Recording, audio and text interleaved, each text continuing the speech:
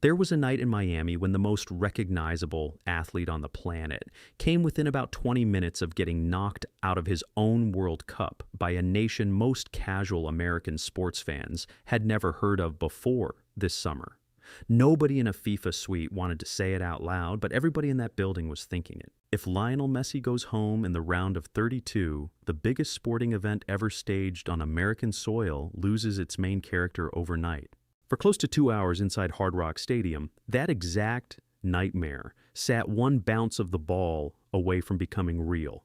This is the story of how Argentina, the reigning world champions, walked into a knockout match against Cape Verde expecting a routine evening and walked out having survived the single closest call of Messi's entire international career. It is also the story of a World Cup that is happening under a level of political tension almost nobody predicted when the United States, Mexico, and Canada won the hosting rights years ago. Because while all of this drama was unfolding on the field, a much bigger fight has been building off it, one involving President Trump, FIFA's leadership, and a wave of anxiety among visiting fans that has nothing to do with football at all. Let's start with the match itself, because what happened on that field deserves to be told properly.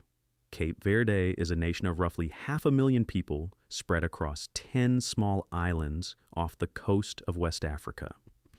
Before this tournament, most Americans could not have placed it on a map, let alone named a single player on its roster.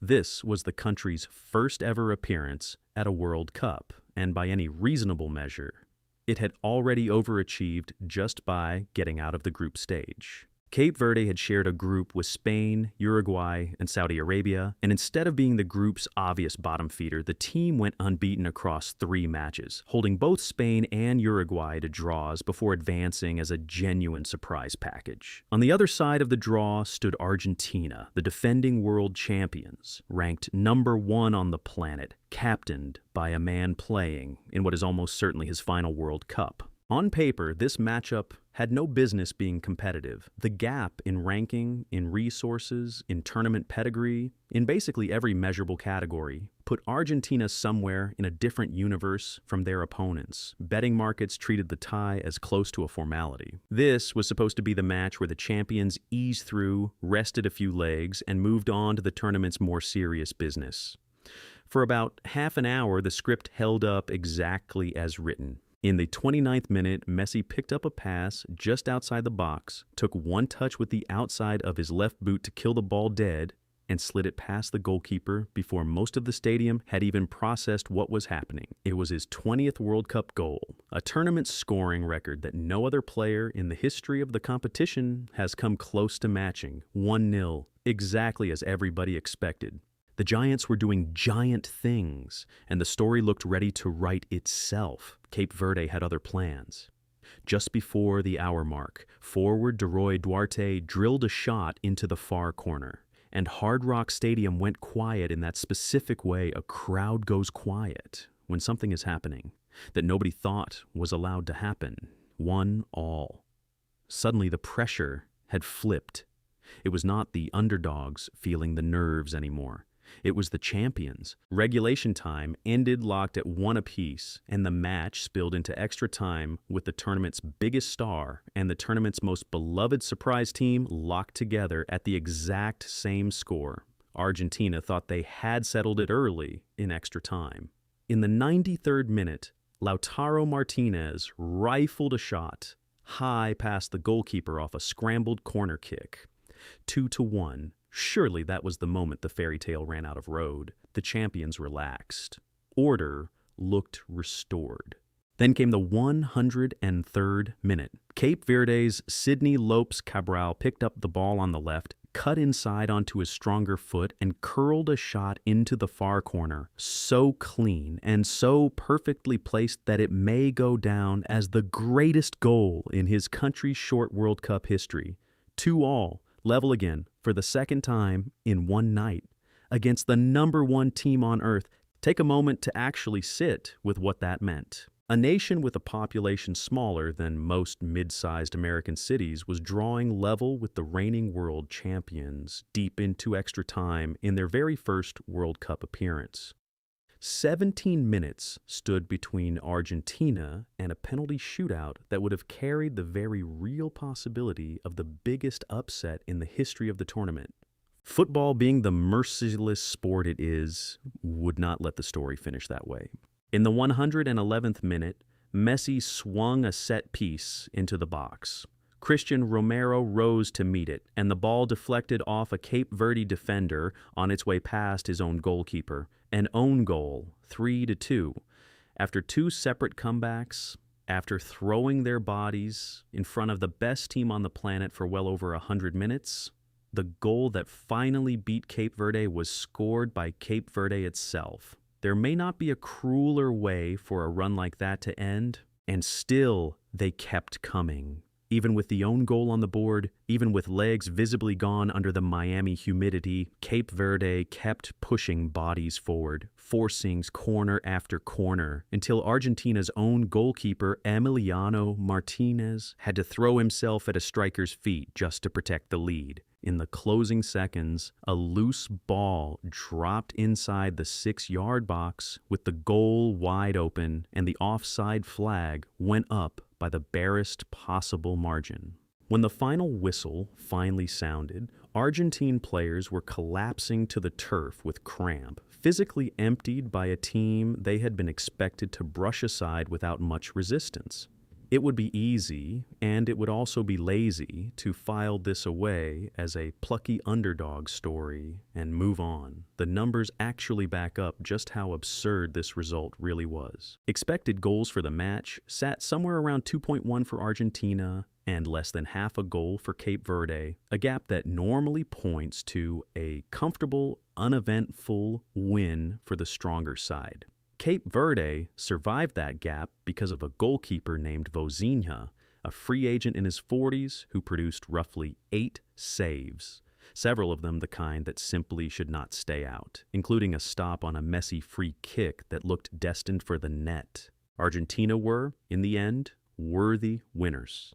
They controlled the ball for long stretches, created the better chances, and champions generally find a way through even their ugliest nights. But they were roughly 20 minutes and one curling strike away from the most catastrophic result the World Cup has produced in its modern era, and that single fact is exactly why this match mattered far beyond the two teams involved.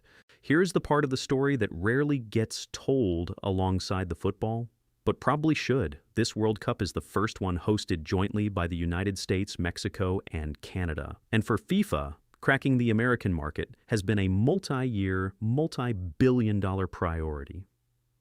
Messi is not simply a great player at this tournament.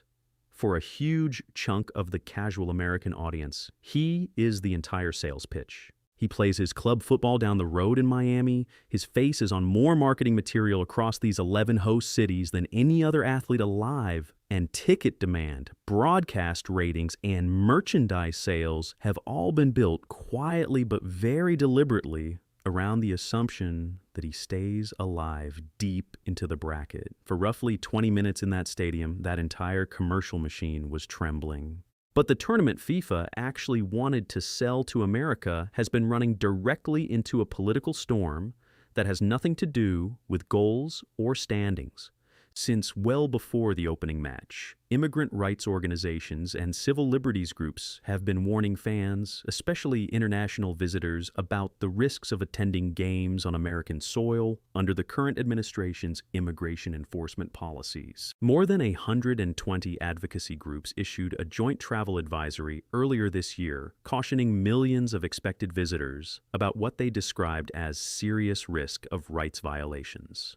Human Rights Watch published its own detailed warning just before the tournament kicked off, pointing to enforcement data showing well over 160,000 arrests carried out by immigration authorities inside the municipal areas of the 11 host cities in roughly the year leading up to the World Cup. The tension escalated to the point where FIFA's own leadership reportedly considered asking President Trump directly for what amounted to a temporary truce, a request that immigration enforcement operations be paused in and around World Cup venues for the duration of the tournament. That request put FIFA President Gianni Infantino in an unusually awkward spot, given how publicly close his relationship with Trump has been. Just months before the tournament began, Infantino presented Trump with FIFA's newly created Peace Prize, an award Trump reportedly called one of the great honors of his life. Reporting around that same period suggested senior FIFA officials were quietly frustrated that the optics of immigration raids near stadiums could clash badly with the celebratory image FIFA was trying to sell to a global audience, and that a public request for restraint might even be framed as a win for the administration rather than a criticism of it. The Department of Homeland Security's position throughout has been that immigration enforcement remains part of the broader security framework for the tournament, with officials confirming in congressional testimony earlier this year that enforcement personnel would be present in and around venues without ever fully clarifying what their role would look like on the ground. During Senate hearings on World Cup security, lawmakers, including Senator Chris Van Hollen, raised concerns on the record that the administration's rhetoric and enforcement posture could actually discourage international fans from traveling to the United States at all, undercutting the very economic windfall the tournament was supposed to deliver. Several fan organizations from outside the United States, including at least one prominent English supporters group, have publicly stated they would keep a lower profile at matches inside the country specifically because of these concerns, and have warned their own members about the practical risks of attending in person. Reports from earlier tournament events held on American soil, including last year's related club competition, already produced complaints about the visible presence of federal agents at or near stadium entrances, something the administration has consistently downplayed or denied represented targeted enforcement. None of that changes what happened on the field in Miami, but it does explain why Messi surviving the round of 32 carried weight well beyond the result itself. A first-ever World Cup, hosted partly in the United States, was always going to be judged, fairly or not, on two separate scoreboards at once. What happens during the 90 minutes, and what story the tournament as a whole tells about the country hosting it. For 20 minutes in extra time, those two scoreboards nearly collided in the worst possible way for FIFA and for a White House that has publicly embraced the tournament as a signature moment of its second term. Back on the field, the aftermath was almost gentle by comparison. Cape Verde's head coach, known widely by his nickname Bubista, needed only a handful of words to sum up what his team had just done. "We showed our identity," he said. It is hard to argue with him. A country of roughly 500,000 people had just taken the reigning world champions to the very edge of the biggest shock in the tournament's history, and they had done it with essentially no financial or infrastructural advantages, built almost entirely on discipline, heart, and one goalkeeper playing the game of his life. Argentina, for their part, move on to face Egypt in Atlanta, with that match scheduled for Tuesday, the 7th of July. It will be a very different opponent and a very different atmosphere, but after what just happened in Miami, nobody inside that camp is likely to treat any remaining opponent as a formality again. The margin between defending champions and first-time qualifiers has rarely looked this thin, and for a tournament leaning so heavily on one aging superstar to sell itself to an entire new market, that thin margin was about as close to disaster as this World Cup has come so far.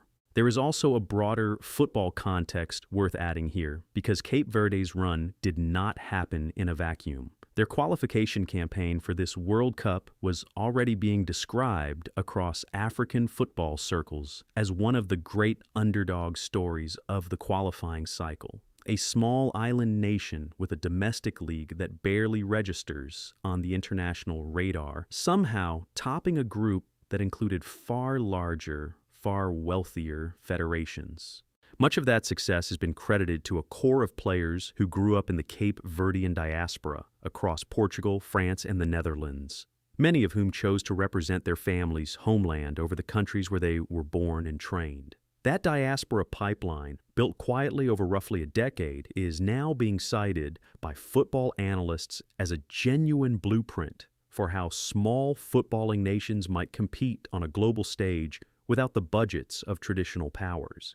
Vozinha himself has become something of a folk hero almost overnight. Reports out of the Cape Verdean camp describe a goalkeeper who spent long stretches of his career outside the game's spotlight, playing in lower-tier European leagues before this tournament, and who reportedly turned down more lucrative offers earlier in his career specifically to remain available for national team duty. His performance against Argentina, somewhere around 8 saves by most counts, some of them at point-blank range, has already prompted speculation in European transfer circles that clubs who previously overlooked him will now be scrambling to sign him before the transfer window closes later this summer. Whether any of that materializes is, for now, speculation rather than confirmed fact, but the chatter itself says something about how much this single match has changed the conversation around Cape Verdean football. On the Argentine side, there has been quiet acknowledgement from within the camp that the performance was far from their best. Reports out of the team's training base in the days since the match suggest coaching staff used the narrow escape as a wake-up call rather than a celebration, reminding players that no opponent remaining in the bracket, regardless of ranking, should be treated as a formality. That message carries extra weight given the physical toll extra time took on a squad already managing the accumulated fatigue of a long club season followed by a grueling group stage. Several outlets covering the Argentine camp have noted visible concern about muscle fatigue and cramping issues heading into the Egypt match, concerns that were compounded by the Miami humidity during the Cape Verde game. Messi's own reaction afterward was reportedly measured rather than triumphant. A recognition sources close to the team suggest that the result flattered the performance.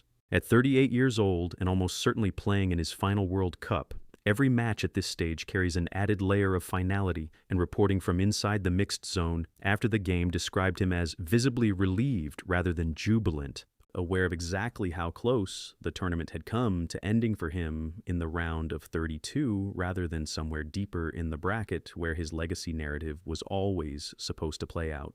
Turning back to the political backdrop, the situation has continued to evolve even in the days immediately surrounding this match. Multiple outlets have reported that discussions between FIFA officials and administration representatives regarding enforcement posture around stadiums have continued on a rolling basis throughout the tournament, without any formal public announcement of a truce or moratorium ever materializing. Homeland security officials have repeatedly stated that enforcement priorities remain unchanged for the duration of the tournament, while stressing that any actions taken would focus on what they describe as public safety concerns rather than blanket immigration sweeps. Civil liberties organizations have pushed back hard on that characterization, arguing that the mere visible presence of enforcement personnel near international crowds has already had a chilling effect on attendance patterns among certain visiting fan bases, particularly from countries where trust in American immigration processes has eroded sharply over the past year. Ticket resale data and attendance figures released by several host city tourism boards in the weeks leading into the knockout rounds have shown a mixed picture, with some markets reporting international visitor numbers below original projections, while domestic attendance from within the United States has in many cases exceeded expectations. Analysts covering the tournament's economic impact have suggested this divergence. Strong domestic interest paired with softer international travel numbers may end up becoming one of the lasting storylines of this World Cup cycle, regardless of who ultimately lifts the trophy. For a tournament that FIFA spent years positioning as the vehicle for cracking the American sports market once and for all, a shortfall in the very international visitor spending that typically defines a World Cup's economic legacy would represent an outcome nobody in FIFA's marketing department wanted to discuss publicly. None of this diminishes what Cape Verde accomplished on the field, and if anything, it raises the stakes of what a small nation's run deep into the knockout rounds might have meant for a tournament searching for feel-good storylines to offset the political noise surrounding it. Had Cape Verde actually completed the upset, ending Messi's World Cup in the round of 32 on American soil, the moment would have instantly become one of the most replayed clips in tournament history. A symbol either of football's enduring unpredictability or, depending on who was telling the story, of a marketing plan gone catastrophically wrong at the worst possible moment for the host nation's biggest commercial partner. Instead, the Golden Goose survives, at least for now. Argentina moves forward to Atlanta to face Egypt, a side that has its own compelling underdog narrative this tournament, having advanced through a group many expected them to exit early. Should Argentina get past Egypt, the road ahead only gets tougher, with several traditional powers still alive deeper in the bracket and every remaining match now carrying the added psychological weight of knowing exactly how close disaster came in the round of 32. For Cape Verde, elimination does not erase what the team built. A nation of 500,000 people leaves this World Cup having drawn twice with the reigning champions on the same night, produced what may stand as the greatest goal in its football history, and turned an unknown goalkeeper into an overnight name recognized well beyond his own islands. Whatever happens for the rest of this tournament, that legacy is already secured.